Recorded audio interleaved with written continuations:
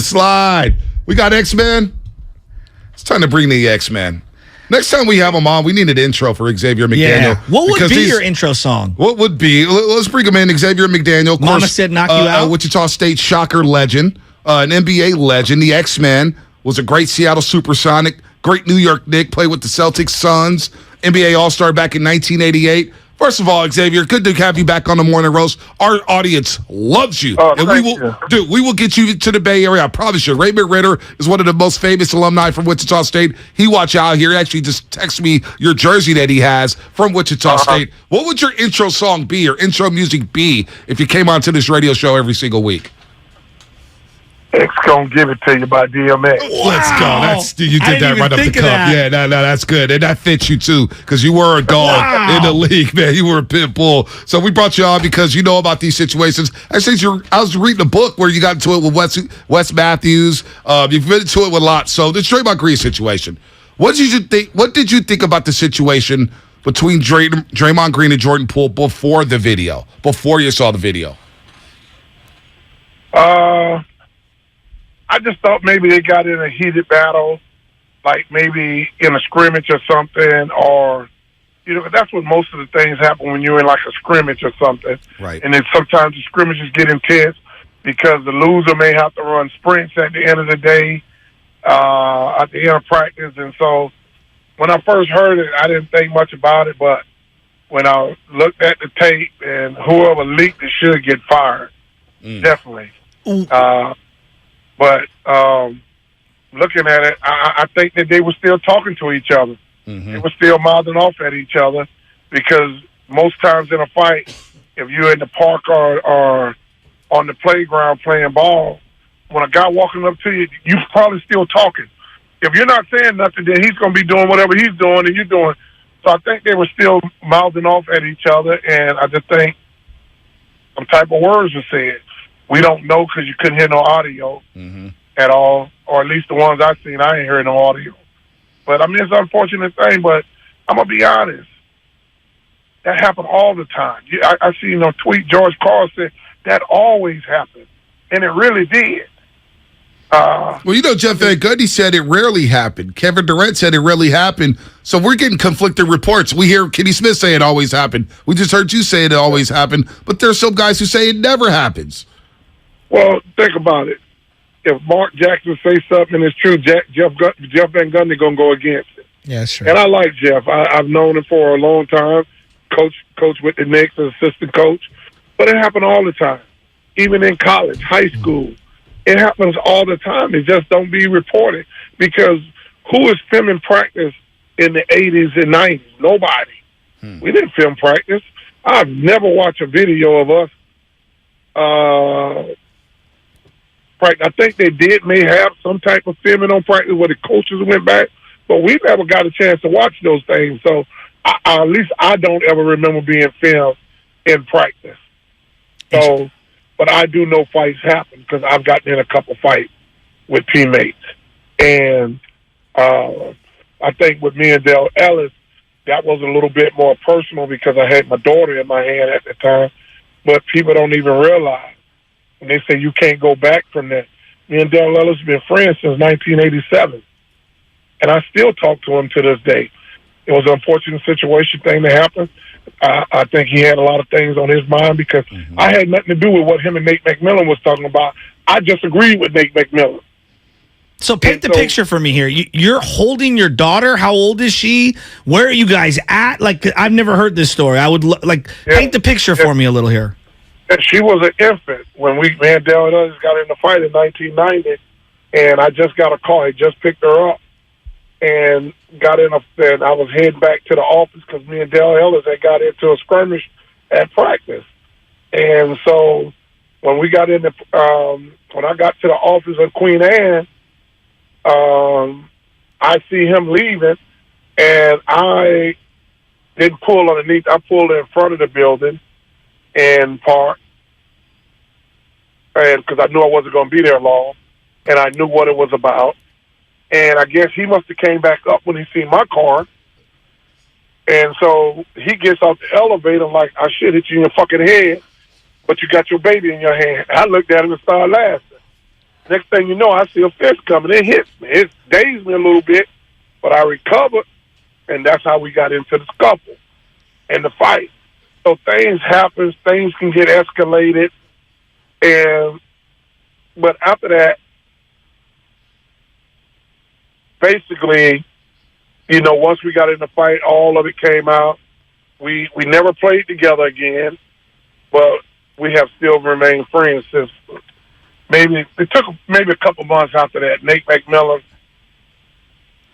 Xavier, with the Cottage, and I was with Phoenix, and we were both in the same hotel.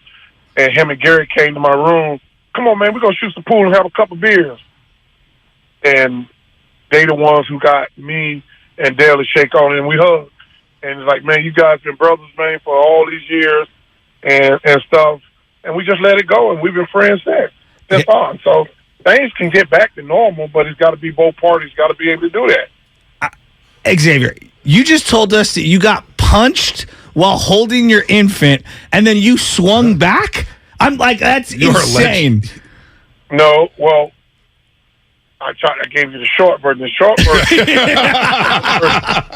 the long version was Paul Roper, who was our video coordinator at the time. I think he's assistant coach somewhere. I want to say Portland, maybe. But Paul Roper, and I was like, hold my baby. And he was like, nah. I said, if you don't hold it, basically, I'm going to whoop your tail. Oh, God. So I guess he took my baby upstairs, and she's like 32 now, just got married. And then me and Dale, we got to fight and commenced. I mean, it's all been on the internet. It's still on the internet. No, I know. I read about it. Xavier McDaniel averaged 15.5 points per game, over 6 rebounds. So you and Dale Ellis was able to patch things up. Do you think Jordan Poole, how, let me ask you this, Xavier. If you got punched like that by Draymond Green, would you be able to ever get over that? Because now teams, he's got it. There's only 40 million views. I'm telling you, yes, because that's why I said Jeff Van Gundy don't remember. Me and Mason had a fight. Yeah, first day of training camp, right? It wasn't the first day. It was like the second or third day we had a fight. He was getting the ball on the inside, and I was blocking his shot, and I was like, get that crap out of here. I wasn't saying crap, but basically that's what I was saying. And he stole on me and went into the locker room, ran into the locker room. I tried to kick the daggone door in.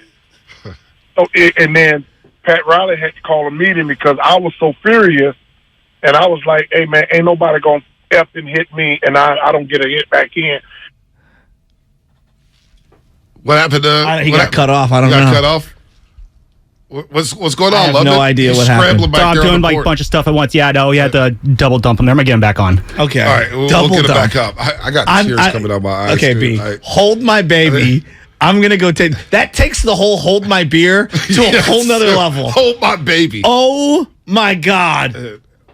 When he said also that he called Pat Riley, I thought they called the police on him. That's what I figured they were going there. Right. Wow. We'll get X-Man back on in just a second. Oh, my God. Way to double dump. I love X-Man, You're man. teary-eyed. It's just, man. He just keeps it all the way real. My favorite is when he tells the guy, hold my baby or I'm going to mess you up. Yeah. You don't hold my baby, I'm kicking your ass. Oh, my God. So I get a lot of people, a lot of texts here. We'll get Xavier McDaniel on. People are saying, Devontae, it's been fun. We will follow you, my boy. What'd I do? Am I getting fired? Damn. Wow. All right, I think we got X back. We got X back? Okay. I'm sorry. We got X back. So, Pat Riley, you're in the locker room. You're going after Mason or trying to get toward Anthony Mason. Continue. Is he there? Lubman. Vernon Maxwell and Gary Payton getting into it, and they, Vernon Maxwell throws a weight at Gary. I mean, things happen. And then, who's one of the toughest guys you guys will ever know that used to coach and GM the Golden State Warriors? Al Adams, one of the toughest guys I know. Yeah, destroyer, yeah. And you can't tell me he never got in it with nobody. No doubt. And he's been in the Warriors practice. And I know he has because, great guy.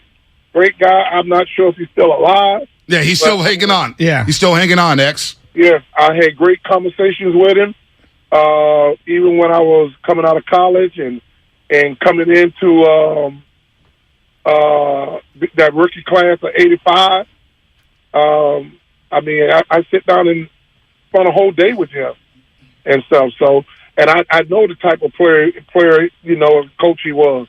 He was a tough coach, and I would assume that he probably people get into it. And I just think that our society sees athletes, actors, comedians, people in high profile, and they make a real big deal about it, man. But this is a violent world, man, and unfortunately, it happened. I mean, I wish it didn't happen, but you don't think it's going to wreck the team, X-Man? You think? Because I don't think it's going to wreck the team at all. I think they'll ball out. I don't think it will neither. Yeah. I don't think it will neither. I don't think it'll do anything to the team. I mean, these guys going for their 5th title. Mm-hmm. So what narrative that started off with is the fight and a championship at the end. Because we fight against each other and we fight with each other. Name a brother and sister they never had a fight. It's true. So you gotta move on from it. I believe that these guys will move on from it. I just when it's negativity really sells. Who wants to listen to a good story? Right. That where the girl gets the king. Some people want to listen to that, but the majority of the people want to hear the negativity. Yeah. They don't want to look at it. No. I would tell Draymond not to change who he is. I tell Jordan Poole not to change who he is. Just don't let it happen again. And it may happen again. You never know. But I think they can coexist. You hear Larry Bird talk all the time. A lot of times everybody think they got along so well. A lot of this stuff, it's not the fact that they hated each other. Larry Bird used to get on Kevin McHale all the time about not passing. And so you don't have to like a guy. You just got to be able to play well with him together. I think they got a good team. I think they're the favorites again. No doubt. What do you think about Draymond Green? He's joined Clutch, and a lot of Warrior fans get triggered anytime he references LeBron James. I mean, obviously the eras are so different, and everybody kind of gets along in the NBA for the most part.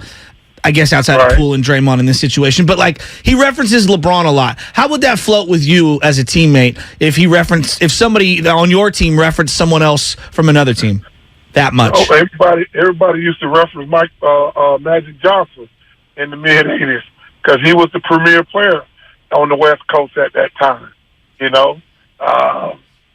So it was just one of those things that's what people do. I have no problem with it. As long as he come and do his job, that's all I care about. I don't care about nothing else. As long as he's doing his job, that's the thing that you gotta understand. X-Man, now that we're here, I want to know who's the guy that you still hate from your basketball playing days. Who's the guy that maybe you didn't get an opportunity to tell him you don't like him? I don't know. Put it back there. Yeah. I don't know. I've never really got along with Dennis Rodman because I've always thought that he's a cheap shot artist. But I have no quarrel with nobody. Right. That I play with. It feels like everybody respects you, X-Man. It feels like a lot of people respect you. Chris Muller talks about you all the time. Says you were a hell of a player. I respect all the guys. Yeah. But I don't have no quarrel with none of them. Is what I'm saying. I mean. I talked to Chris, a couple months ago during the finals. Yeah.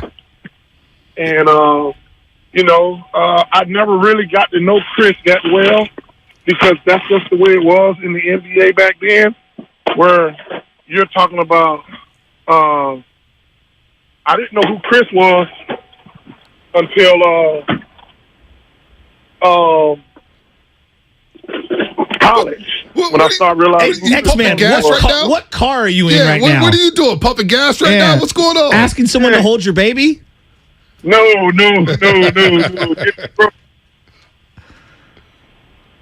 Did you hear me? No. What'd you say? We missed it. I said to get some groceries. Oh, nice. Okay. All right, man. You're still doing the shopping, huh? Look at you, X-Man, getting out there, man. Hey, we got to get you to the Bay Area. Chris Willett talks highly of you. Yeah. Raymond Ritter does. We want to see you at a Warriors game. Imagine cutting him in line.